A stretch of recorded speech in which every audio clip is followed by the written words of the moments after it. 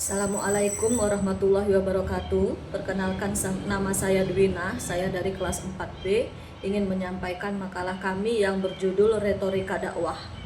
Retorika merupakan bagian yang penting dari ilmu komunikasi. Sebagaimana kita ketahui bersama bahwa komunikasi bertujuan untuk mengajak agar orang berpartisipasi atau mengubah sikap dan bertindak yang sama dengan maksud yang dimaksud oleh komunikator atau orang yang berkomunikasi. Melakukan dengan dakwah baik secara formal maupun non-formal pada dasarnya merupakan aktivitas lisan dan sikap yang disampaikan seseorang untuk mengajak mereka ke jalan Allah. Melakukan kegiatan dakwah seperti ceramah, pidato, dan lain-lain yang disampaikan kepada halayak ramai hendaknya dengan cara yang baik, memikat audiens, menyentuh akal pikiran dan hati para jamaah. Maka pemahaman tentang retorika menjadi perkara yang sangat penting. Adapun topik pembahasan makalah kami tentang retorika dakwah hari ini adalah pengertian retorika, karakteristik retorika, fungsi dan tujuan retorika, jenis-jenis retorika, tahapan retorika dakwah, dan kesimpulan. Pengertian retorika dakwah. Retorika adalah ilmu yang membahas tentang bagaimana cara menyampaikan sesuatu kepada orang lain dengan menggunakan berbagai bentuk seni berbicara dengan maksud untuk mempengaruhi perasaan dan keinginan orang lain. Retorika dalam arti yang lebih luas, menurut Ensiklopedia Britania, yaitu kesenian menggunakan bahasa yang menghasilkan kesan yang diinginkan terhadap pendengar maupun pembaca. Retorika bukan hanya memperhatikan isi, tapi juga mementingkan gaya dan keindahan berbahasa. Retorika kontemporer diterapkan dalam bentuk orasi atau pidato kepada orang ramai. Misalnya dakwah, retorika diimplementasikan dalam khotbah atau tablik. Karakteristik retorika terbagi dalam 3 bagian.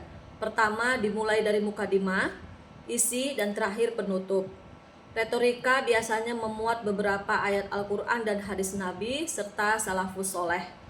Bersifat sederhana, menarik, menyentuh akal pikiran, dan mudah dipahami. Biasanya berisi kandungan-kandungan perintah Allah yang disampaikan dengan metode yang rasional dan dapat menyentuh hati pendengar. Fungsi dan tujuan retorika. Adapun fungsi dari retorika dakwah adalah sebagai seni dan keterampilan dalam menyampaikan ajaran agama Islam secara lisan guna memberikan pemahaman yang benar kepada halayak agar mereka dapat dengan mudah menerima seruan dakwah Islam. Sedangkan tujuan dari retorika dakwah diantaranya agar mampu menguraikan berbagai macam konsep dakwah, merancang strategi dan materi dakwah sesuai dengan situasi dan kondisi. Selain itu, retorika dakwah adalah mempraktekkan seorang pendakwah apakah mampu untuk berbicara di depan umum dengan santun dan sopan serta isinya benar dan baik dalam penyampaiannya. Jenis-jenis retorika. Yang pertama, monologika, yaitu gaya bicara yang disampaikan oleh satu orang, seperti misalnya pidato, khotbah, kata sambutan, dan lain-lain. Yang kedua ada dialogika, yaitu seni berbicara yang memiliki lawan bicara atau tanya jawab dan diskusi. Kemudian pembinaan teknik berbicara, yaitu jenis yang lebih berfokus kepada pembinaan teknik bernafas, bina suara, teknik berbicara seperti bercerita, seperti misalnya storytelling atau pendongeng. Tahapan dari retorika dakwah biasanya dibuka dengan pembukaan. Ketika ini pendakwah akan mengawali dakwahnya dengan salam, penghormatan, puji-pujian, dan sholawat kepada Nabi. Kemudian ada pengantar. pada tahap ini pendakwah akan memberikan beberapa untaian kata yang berisi pengantar materi untuk membangun kedekatan dan memberikan pemahaman awal kepada para pendengar. Selanjutnya ada materi. Pada tahapan ini, materi merupakan inti di mana seorang pendakwah akan menyajikan materi secara jelas dan menarik.